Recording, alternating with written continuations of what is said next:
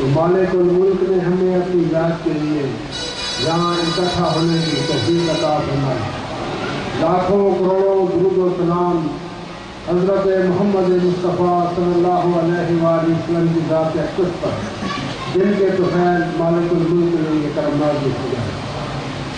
اللہ سبحانہ و تعالیٰ کا قرآن حکیم میں ارشاد ہے، اعوذ باللہ من الشیطان الرجیم، بسم اللہ الرحمن الرحیم، ادخلوا فی السلم کافۃ، صدق اللہ مولانا العظیم۔ اللہ سبحانہ و تعالیٰ ارشاد فرماتے ہیں کہ تم دائرہ اسلام کے اندر، دین اسلام کے اندر مکمل طور پر داخل ہو جاؤ۔ عزیزان گرامی، یہ اللہ سبحانہ و تعالیٰ کا ہم پر انتہائی احسان عظیم ہے کہ ایک تو اس نے ہمیں اپنی پسند کا دین عطا فرمایا۔ اللہ سبحانہ و تعالیٰ نے قرآن میں فرمایا کہ الیوم اکملت لکم دینکم، کہ آج میں نے تمہارے دین کو مکمل کر دیا اور تمہارے لیے میرے دین اسلام کو پسند کیا، کیونکہ یہ جو دین ہے جس پر ہم قائم ہیں، یہ اللہ سبحانہ و تعالیٰ نے اپنی مرضی سے اور اپنی پسند کا ہمیں اپنے دین عطا فرمایا۔ اور نہ صرف یہ دین اپنی مرضی کا اور پسند کا عطا فرمایا، بلکہ اپنے محبوب محمد مصطفیٰ صلی اللہ علیہ وسلم بھی ہمیں عطا فرمایا۔ کہیں بھی اللہ سبحانہ و تعالیٰ نے اپنا احسان نہیں جتایا، لیکن قرآن پاک میں اللہ نے فرمایا کہ تم میرا یہ احسان مانو کہ میں نے تمہیں اپنا محبوب عطا فرمایا، کیونکہ یہ سب سے بڑی نعمت ہے، سب سے بڑی اس کی رحمت ہے اور سب سے بڑا اس کا انعام ہے کہ کسی کو موسیٰ عطا ہوئے، کسی کو عیسیٰ ملے، کسی کو ایوب ملے، کسی کو ادریس ملے، کسی کو یعقوب علیہ السلام ملے۔ ہمیں اللہ سبحانہ و تعالیٰ نے دیے تو محمد مصطفیٰ عطا فرمائے۔ یہ اللہ سبحانہ و تعالیٰ کا انتہائی احسان عظیم ہے ہمارے اوپر۔ تو عزیزان گرامی، جس وقت انسان دین اسلام کے اندر داخل ہوتا ہے تو اس کو مسلم کہتے ہیں۔ جو مسلم کا معنی یہ تسلیم کر دینا، اپنا سر تسلیم کو خم کر دینا، قبول کر لینا، کسی چیز کا مان لینا، اس کو مسلم کہتے ہیں۔ اور اس کے جو مسلمانوں کا اجتماع ہے اس کو مسلمان کہتے ہیں، جن کو بہت سارے مسلمان ہوں، ایک آدمی ہو تو مسلم کہلاتا ہے۔ مسلم مانا تسلیم کر دینے والا، مان لینے والا۔ تو جس وقت انسان اللہ کو مان لے، اللہ کے محبوب کو مان لے، اس وقت پھر وہ اپنی مرضی کو چھوڑ دیتا ہے۔ اس اللہ کی مرضی پر اور اس کے رسول کی مرضی پر چلنا، اپنے ارادے کو، اپنی عقل کو، اپنی جو سوچ ہے اس کو ترک کر دینا، اپنے خیالات کو ترک کر دینا، اللہ کے حکم کی بجاوری کرنا اور اس کے محبوب کے حکم کی بجاوری کرنا۔ کوئی بھی اس دنیا کے اندر ہمیں کوئی مسئلہ پیدا ہو تو ہمیں اللہ سبحانہ و تعالیٰ نے اپنی پاک کلام ہمیں عطا فرمائی اور ہمیں اس کی طرف رجوع کرنا چاہیے اور آقا دو جہاں کے عمل کو دیکھنا چاہیے۔ جو انہوں نے عمل کیا اس کے اوپر ہمیں عمل پیرا ہو جانا چاہیے۔ دنیا کا، اس زندگی کا کوئی ایسا شعبہ نہیں ہے جو ہماری نظروں سے اوجھل ہو۔ نبی پاک کا کوئی ایسا زندگی کا پہلو نہیں ہے۔ اگر دیکھا جائے کسی شوہر کو تو حضور ایک نہیں بلکہ 11 ازواج مطہرات کے شوہر۔ اگر کسی باپ کو دیکھنا ہو تو آقا کو دیکھے جو فاطمہ الزہرا کے والد ہیں، اور دوسرے جو سرکردگان اللہ نے عطا فرمائے ان کے بھی والد ہیں۔ اگر کسی کو سسر کو دیکھنا چاہے، سرکار دو عالم کو دیکھے، ولی مرتضیٰ کے سسر ہیں۔ اگر کسی مجاہد کو دیکھنا چاہے تو احد میں دیکھے، بدر میں دیکھے، حضور علیہ السلام وہاں غزوات کے اندر شریک ہیں۔ اگر کسی قاضی القضاء کو دیکھنا چاہے اس واقعے کو دیکھ لے جس میں دو قبیلوں کے درمیان تلواریں کھینچ چکی تھی۔ ایک کہتا تھا کہ اس حجر اسود کو میں نصب کروں گا، دوسرا قبیلہ کہتا تھا نہیں، ہم ایک عظیم قبیلہ ہے، ہم اس کو نصب کریں گے۔ وہاں پر آقا دو جہاں نے فیصلہ فرمایا اور اس کا دنیا کے اندر ایسی نظیر نہیں ملتی، کوئی مثال نہیں ملتی کہ اتنا عمدہ اور اتنا انصاف کا فیصلہ رسول نے فرمایا کہ آپ نے اپنی کالی کمری بچھائی اور اس کے اوپر پتھر کو رکھا اور کہا کہ سب جتنے بھی قبیلے والے ہیں سب اس کو اٹھاؤ۔ سب نے اس کالی کمری کو اٹھایا اور دور پار میں دست مبارک سے اس حجر اسود کو وہاں نصب فرمایا۔ کوئی بھی تلوار نہیں کھینچی، کوئی خون نہیں بہا، کوئی جھگڑا نہیں ہوا، بہت پرسکون اور امن سے اس حجر اسود کو نصب کر دیا گیا اور تمام سردار جتنے بھی وہاں کے قبیلے تھے سب خوشی سے جھوم اٹھے کہ اتنا خوبصورت فیصلہ ہمارے آقا اور مولا نے کیا. تو عزیزان گرامی، کسی یتیم کو دیکھنا ہو تو حضور کو دیکھیں جو ضرور یتیم پیدا ہو. کسی اگر بھوکے اور پیاسے کو دیکھنا ہو تو خندق کا وہ واقعہ دیکھیں جس کے اندر حضور نے ایک صحابی کے سامنے صحابی نے کہا کہ یا رسول اللہ میں 2 دن سے بھوکا ہوں. آقا دو جہاں نے اپنے شکم مبارک سے کپڑا اٹھایا، کہا کہ یہ دیکھو وہاں 3 پتھر بندے ہوئے تھے.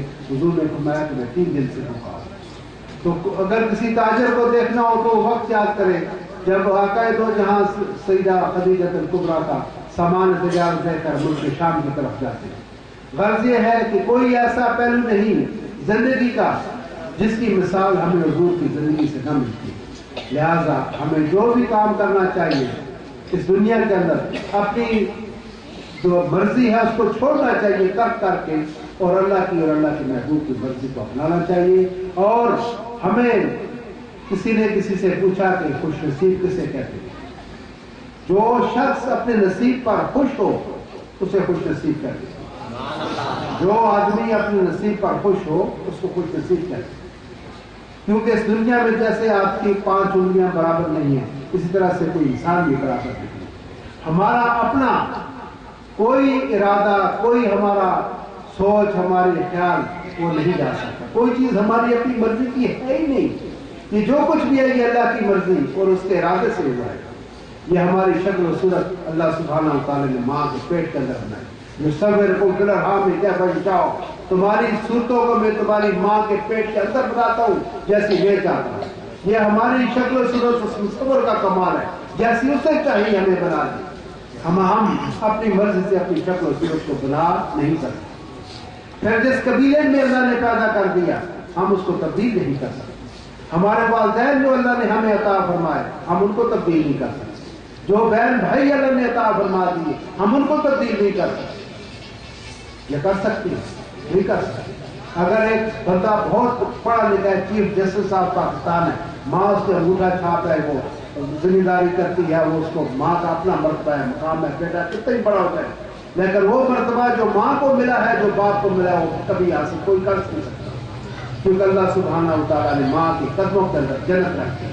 وہ خواہ کوئی گورنر ہو، کوئی وزیر ہو، ایم ایل اے ہو، ایم پی ہو، چیف جسٹس ہو، چیف مارشل ہو، کچھ بھی ہو، لیکن وہ ماں کا ایک مرتبہ اور ایک مقام ہے.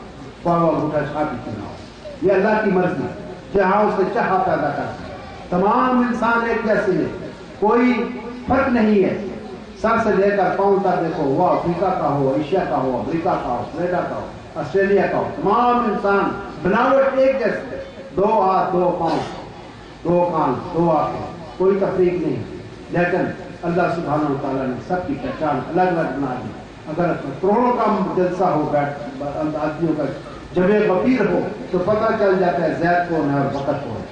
یہ اس کی اللہ تعالیٰ نے چہرے کے اندر ایسی تبدیلی پیدا کی کہ ہر انسان کی پہچان بن گئی. تو عزیزان گرامی، ہم کسی چیز کے اوپر ہم دسترس اور طاقت اور قوت رکھتے ہی نہیں. یہ سب اللہ کی مرضی ہے. تو ہمیں اللہ کی رضا پر راضی رہنا، اللہ کی مرضی پر راضی رہنا اور اللہ کے احکامات کی پیروی کرنا، قرآن حکیم کو پڑھنا، سمجھنا، اس پر عمل کرنا، سرکار دو عالم صلی اللہ علیہ وسلم کی احادیث مبارکہ کو پڑھنا اور حضور کے عمل کو دیکھنا اور اس عمل پر عمل کرنا، اور جو کچھ اس نے عطا فرما دیا ہے اس پر خوش رہنا، اس پر خوش رہنا. فاما بنعمت ربک فحدث، جو تمہیں میرے نعمتیں دی ہیں ان کا میرے حضور شکر ادا کیا. اس وقت آپ دیکھیں سبحان اللہ، تو نے مجھے آنکھیں عطا فرمائی، بن مانگے دے دی، بن مانگے یہ آنکھیں دے دی جن سے میں تیرے بنائے ہوئے کائنات کے میں نظارے کرتا ہوں. چاند کو دیکھتا ہوں، ستاروں کو دیکھتا ہوں، سورج کو دیکھتا ہوں، دریاؤں کو اور پہاڑوں کو دیکھتا ہوں، پھولوں اور پتیوں کو دیکھتا ہوں. اللہ نے نظریں بنانے سے پہلے آپ میرے نظارے بنا دیے. نظریں ہوں نظارہ نہ ہو تو نظریں ہی بیکار ہے. نظریں ہوں اور نظارہ ہی نہ ہو، دیکھنے کے لیے کچھ نہ ہو. تو اللہ سبحانہ وتعالیٰ نے ہمیں کان دیے، سماعت کی طاقت دی، لیکن سماعت سے پہلے اس نے نغمے بنا دیے. اگر کان ہے سننے کے لیے کچھ نہیں ہے تو کان ہی بیکار ہے. اگر کوئی حسین ہے، خوبصورت ہے، اس کے چاہنے والا ہی کوئی نہیں ہے تو حسن بھی بیکار ہے. اللہ سبحانہ وتعالیٰ نے دل بنایا ہے آپ کا، تو آپ کے لیے دل بھر بھی بنا دیا. تو اللہ سبحانہ وتعالیٰ نے ہر چیز، دیکھو اللہ نے قرآن میں فرمایا کہ میں نے اس کو 6 دنوں کے اندر فی ستۃ ایام میں اس کائنات کی تقدیر کی ہے وہ 6 دنوں میں کی ہے۔ اور پھر ایک جگہ قرآن میں فرمایا کہ تمہیں معلوم ہے کہ تمہارے 50,000 سال کے برابر میرا ایک دن ہے، تو اگر 6 دنوں کا ہم حساب لگائیں تو 3 لاکھ سال بنتے ہیں۔ اور اللہ سبحانہ و تعالیٰ نے 3 لاکھ سال تک سوچا اور سوچ کر اس کائنات کو بنایا۔ پھر اللہ نے اعلان کیا قرآن پاک کے اندر کہ تم دیکھو میری بنائی چیزوں کو، پوری کائنات کے اندر نظر دلاؤ، تمہاری نگاہیں ناکام لوٹ آئیں گی، لیکن میری کسی بنائی چیز میں تم نے کچی اور کبھی نظر نہیں آئے گی۔ تو اللہ سبحانہ و تعالیٰ نے ہر چیز کو اکمل اور مکمل کر کے بنایا ہے۔ تو جو کچھ اللہ تعالیٰ نے ہمیں عطا فرما دیا، ہمیں اس کا شکر ادا کرنا چاہیے۔ اللہ فرماتا ہے بلا والا شکر تو مگر تو میری نعمتوں کا شکر ادا کرو گے سنازیدنکم، میں اپنی نعمتوں کو تم پر بڑھا دیا کروں گا۔ عزیزان گرامی، اللہ تعالیٰ کی دی نعمتوں کا شکر ادا کیا کریں اور اللہ کے بتائے ہوئے اور اس کے محبوب کے بتائے ہوئے راستے پر چلیں، اپنی سوچ کو، اپنے خیالات کو، اپنی مرضی کو پس پش ڈال دیں، اللہ کی مرضی اور اللہ کے محبوب کی مرضی پر سر تسلیم خم کر دیں اور مکمل طور پر اسلام کے اندر داخل ہوں۔ یہ ہم نے کچھ چند چیزیں اپنائی ہیں، مکمل طور پر ہم داخل نہیں ہیں، ہمیں مکمل طور پر داخل ہونا چاہیے۔ اللہ کی نماز پڑھنی چاہیے۔ جو شخص نماز پڑھتا ہے کائنات کی ساری طاقتیں اس کے پاس آ جاتی ہیں اور اس کو اللہ سبحانہ تعالیٰ ہر مقام پر کامیابی کامرانی عطا فرماتا ہے۔ اللہ آپ پر راضی اور رحمت فرمائے۔ اس محفل میں آپ کو اللہ سبحانہ تعالیٰ یہاں لے آئے، یہ بھی اس کا کرم ہے، یہ اس کی مہربانی ہے۔ وہ آدمی آ نہیں سکتا اللہ کے ذکر میں جس کو اللہ خود اجازت نہ دے، جس کو اللہ جس پر راضی نہ ہو، جس کو اجازت نہ دے وہ ذکر کر نہیں سکتا۔ جس کو نبی پاک اجازت نہ دے وہ مدینہ منورہ نہیں جا سکتا، وہ حضور کی خدمت میں حاضر نہیں ہو سکتا، کیونکہ جب تک مالک اجازت نہ دے آپ کسی گھر میں داخل نہیں ہو سکتے۔ تو سمجھ لیں کہ جس وقت آپ اللہ کے ذکر میں چلے گئے، اللہ کی نماز میں چلے گئے، اللہ کے گھر میں نماز میں نہیں چلے گئے، سمجھ لیں کہ آپ کے اوپر اللہ کی یہ رحمت ہوگی۔ کس طرح محسوس کریں گے اس کی رحمت کو؟ جب آپ اس کے ذکر میں چلے جائیں، جب آپ اس کی عبادت میں چلے جائیں، تو سمجھ لیں کہ اللہ سبحانہ و تعالیٰ کا مجھ پر یہ کرم ہے، اللہ مجھ پر راضی ہے تو اس نے مجھے اپنی ذات کی یہ توفیق عطا فرمائی۔ جب تک اللہ توفیق نہ دے کسی کو اپنے ذکر کی، وہ اس کی توفیق وہ ذکر کر ہی نہیں سکتا۔ اس لحاظ سے آپ جتنے لوگ بیٹھے ہوئے ہیں، اوپر کثیر تعداد میں خواتین بیٹھی ہیں، آپ لوگ بیٹھے ہیں، آپ لوگ خوش قسمت ہیں کہ اللہ سبحانہ و تعالیٰ نے آپ کو اپنی یاد کی، اپنے ذکر و فکر کی یہ توفیق عطا فرمائی کہ آپ لوگ یہاں موجود ہیں۔